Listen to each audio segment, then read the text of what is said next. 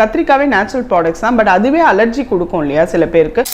Chemical hair dye use பண்ணாதீங்கன்ட்டு நம்ம ரிப்பீட்டடாக சொல்லிட்டே தான் இருக்கோம். அதில் அமோனியா, பிவிடி இருக்கு, பாராபென் இருக்கு. ஹேருக்கு மட்டும் இல்ல, ஸ்கின்னுக்குமே நிறைய ப்ராப்ளம்ஸை கொடுக்கும். சம் கெமிக்கல் ஹேர் டைஸ் வந்து இட் லீட்ஸ் டு கேன்சர் ஆல்சோன்ட்டு நிறைய வீடியோஸை சொல்லியிருக்கேன். ஸோ தயவு செஞ்சு அதெல்லாம் அவாய்ட் பண்ணிக்கோங்க. எக்ஸஸ் ஹேர் டைல என்னென்ன இருக்குன்னு பார்த்தீங்கன்னா ஹவுரி இலை, எண்ணெய், ஜவ்வரிசி இந்த மாதிரி ப்ராடக்ட்ஸ் யூஸ் பண்ணும்போது எந்த ஒரு சைடு எஃபெக்ட்ஸும் இல்லாம இருக்கும். இதுமே நீங்க பேட்ச் டெஸ்ட் பண்ணுங்கன்னு எதுக்காக சொல்றோம் அப்படின்னா, சம்டைம்ஸ் நம்ம கத்திரிக்காவே சாப்பிடுறோம், பட் கத்திரிக்காவே நேச்சுரல் ப்ராடக்ட்ஸ் தான், பட் அதுவே அலர்ஜி கொடுக்கும் இல்லையா. அவுரி நிறைய பேருக்கு அலர்ஜி கொடுக்குது. ஸோ நீங்க ஒரு பேட்ச் டெஸ்ட் பண்ணிட்டு நீங்க கண்டினியூ பண்ணுங்க. யூஸ் பண்றதுக்கு நிறைய டிஃபரன்ஸ் தெரியும் உங்க ஸ்கின்னுக்கும் சரி, ஹேருக்கும் சரி. ஹேர் டை 2 months யூஸ் பண்றேன். ஃபுல்லாவே ஹெர்பல் தான். மத்த ஹேர் டை யூஸ் பண்ண பிள்ளை பாத்தீங்கன்னா அந்த ஸ்கின்ல லைட்டா பட்டுரும். பட் அந்த கொஞ்சமா படுறது பாத்தீங்கன்னா ஒரு 2 or 3 days இருக்கும்.